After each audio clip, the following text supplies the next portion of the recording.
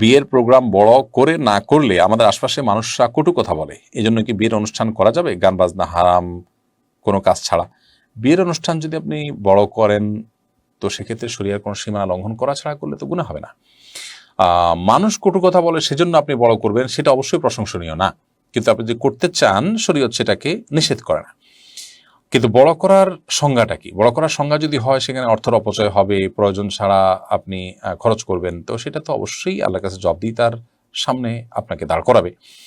But অনেক বেশি মানুষ খাওয়ালেন, একটু বড় করে আয়োজন করলেন, সেটাতে কোনো অসুবিধা নেই শরীয়তের দৃষ্টিকোণ থেকে। যদি কোনো হারাম গান বাদ্য, বেপর্দা, নারী পুরুষের মিশ্রণ, অন্যান্য যে গুনাহগুলো সাধারণত বিয়ে শাদীতে হয়ে থাকে সেগুলো যদি না হয় কোনো অসুবিধা নেই।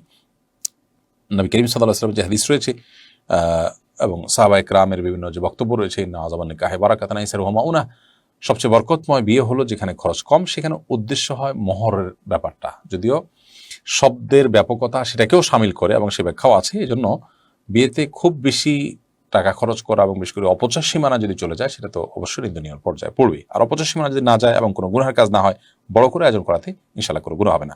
আমার বিয়ের বয়স 20 বছর, ছেলের বয়স 18+, মেয়ের বয়স 13। শুরু থেকেই স্বামীর সাথে বনিবনা হয়নি, জীবনের এই পর্যন্ত এসে এখন এই অবস্থা। তার মা বোনের পরামর্শ নিয়ে সে চলে, আর মানতে পারছি না, এখন করণীয় কি? বোন, আপনাকে আমরা বলবো আপনি ভালো বিচক্ষণ বিদগ্ধ কোনো আলেমের কাউন্সিলিং গ্রহণ করেন, আপনার পুরো অবস্থাটা আপনি তাদেরকে জানান এবং এরপর আপনার করণীয় নির্ধারণ করেন। কারণ আমরা আপনার এই সংক্ষিপ্ত বর্ণনা থেকে আপনার পুরো পরিস্থিতিটা ঠিক বুঝে উঠতে পারছি না। আমরা এখানে যদি কোনো পরামর্শ দিই সেটি যথাযথ নাও হতে পারে, বিধায় আপনার প্রশ্ন আমরা স্কিপ করছি এবং দোয়া করছি আল্লাহ তাআলা আপনার সমস্যা দূর করে দিন। আর আপনাকে এবং আপনার মাধ্যমে অন্যদেরকে আমরা একটা কথা বলতে চাই, আমাদের অনেক বোনরা এই কথা বলেন যে দাম্পত্য জীবন আমি অসুখী, আমার অসুবিধা হচ্ছে, কষ্ট হচ্ছে। বিনয়ের সাথে আমি বলতে চাই, আপনার সারা জীবনের কষ্টের বিনিময়ে যদি আল্লাহ তাআলা আপনাকে জান্নাত অফার করেন, তাহলে ডিলটা আপনার জন্য কি লাভজনক হবে নাকি লোকসানের হবে? সন্দেহাতীতভাবে এটা লাভজনক হবে। 50 বা 60 বছর আমি কষ্ট করলাম, এই কষ্টের একটা এন্ডিং আছে, এই কষ্ট করতে করতে না আমার মৃত্যুই হবে, এর বেশি তো কিছু হবে না। কিন্তু তারপর যদি আল্লাহ তাআলা জান্নাত দিয়ে দেন, ইমানদারের এই সান্ত্বনাটা অনেক বড় একটা জায়গা।